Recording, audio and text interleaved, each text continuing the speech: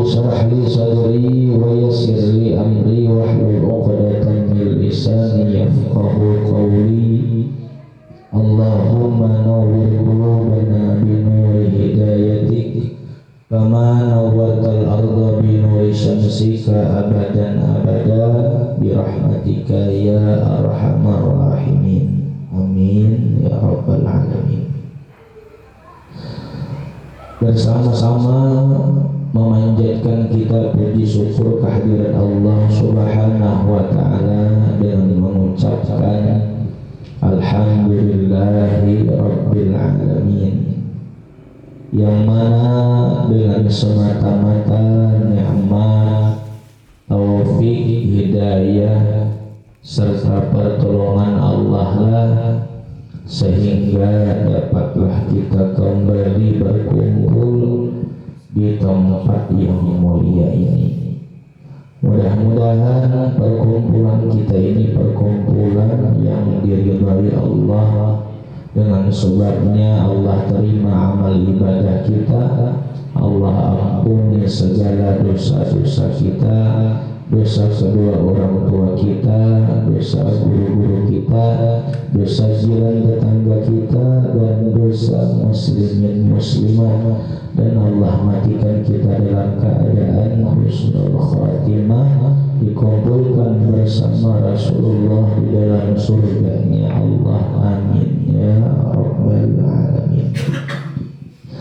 Salawat dan salam mudah-mudahan selalu tercurah kepada junjungan kita Nabi besar Nabi Muhammad sallallahu alaihi wasallam, dan kepada keluarga, zuriyah, sahabat, dan orang-orang yang mengikuti jejak langkah beliau sampai hari kiamat.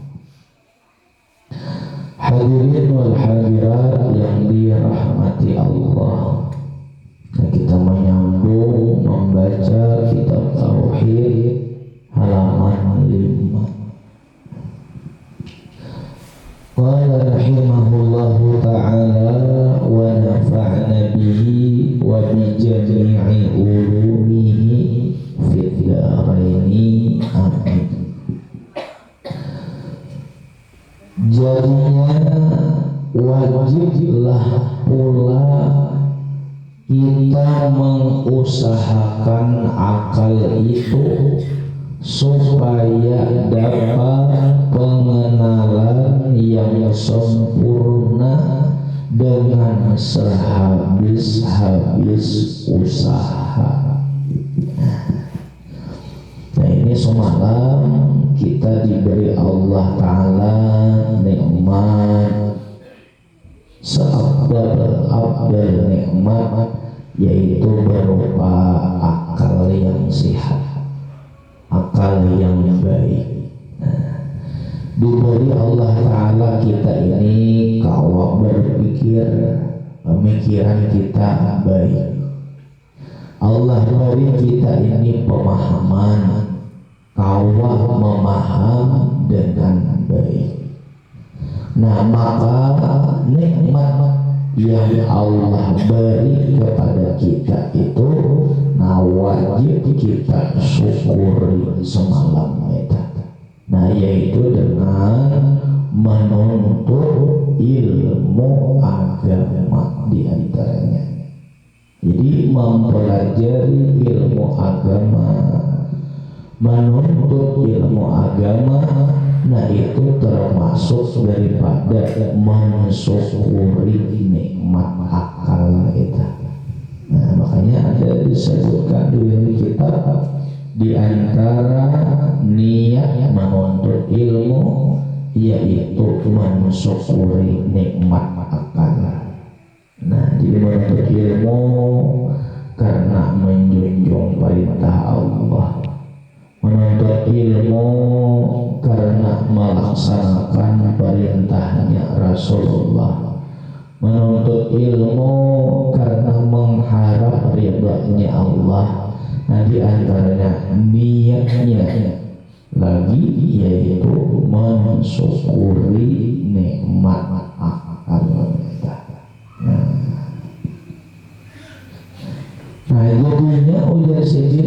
wajib pula mengusahakan akal itu supaya dapat pengenalan yang sempurna dengan sehabis-habis usaha,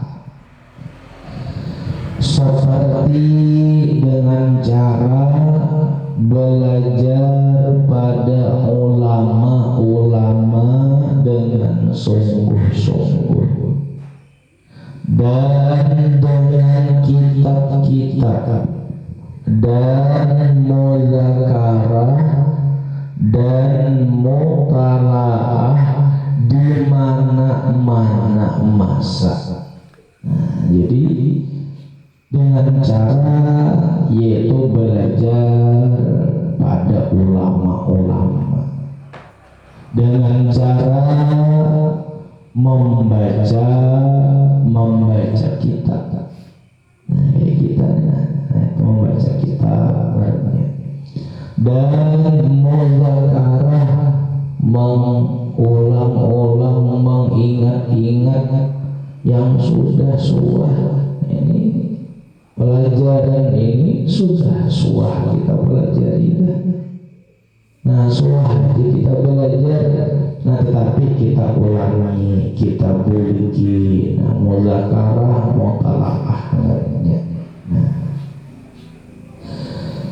Janganlah kita merasa mempadai, merasa cukup dengan mendengar-dengar saja, karena ilmu tauhid ini memang payah.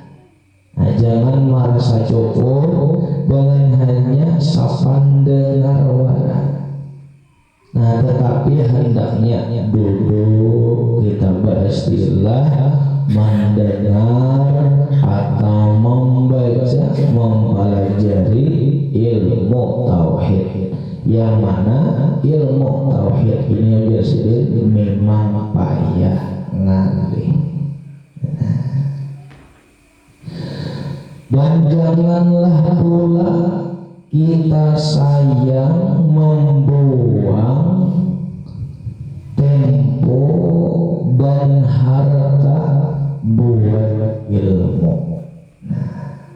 Nah, jangan kita merasa sayang dengan menuntut ilmu, misalnya tak buang-buang waktu. Nah, dengan hadir ke majelis ilmu misalnya jauh menggunakan biaya, tak buang-buang harta. Nah, jangan merasa itu. Nah, jangan merasa itu. Nah, karena inilah nanti yang menyelamatkan kita di dunia dan di akhirat. Nah, barangkali dengan waktu yang kita sediakan untuk menuntut ilmu, nah itu yang menyelamatkan kita di dunia dan di akhirat. Mengeluarkan biaya kita, mengeluarkan duit, tenaga, untuk menuntut ilmu. Nah, barangkali dengan itu kita selamat di dunia dan di akhirat. Nah, jadi jangan merasa sayang membuang waktu atau memakai harta untuk menuntut ilmu. Rasulullah Sallallahu Alaihi Wasallam bersabda, ghanimatu majalisil dzikir al-jannah al-jannah. Itu ujar Nabi kita ghanimah. Ghanimah itu keuntungan. Majelis zikir termasuk di situ majelis ilmu. Nah, majelis ilmu itu alahan pada majelis zikir. Nah, keuntungan majelis zikir wajah Nabi al-jannatu surga jannah.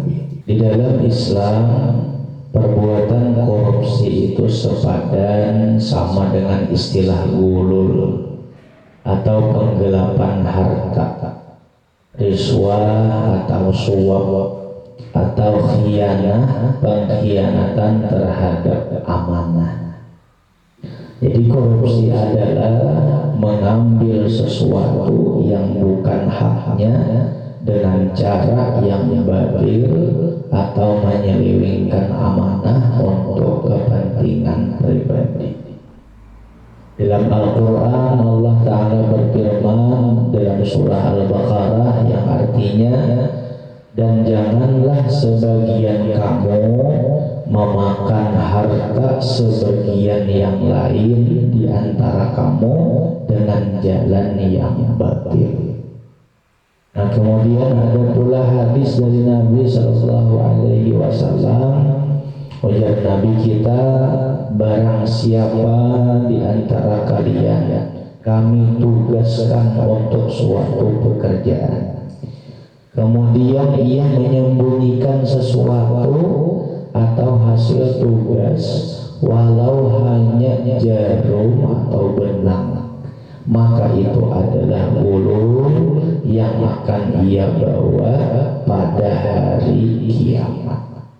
Jadi dengan adanya ayat Al-Quran tadi dan hadis tadi itu menjelaskan bahwa setiap bentuk penyalahgunaan wewenang sekecil apapun adalah korupsi dan akan dipertanggungjawabkan di hadapan Allah Subhanahu wa Ta'ala. Mudah-mudahan Allah Subhanahu wa Ta'ala senantiasa memberi taufik hidayah dan menjaga desa kita daripada perbuatan korupsi, dan mudah-mudahan desa kita menjadi lebih baik, menjadi lebih barakah. Amin ya rabbal alamin.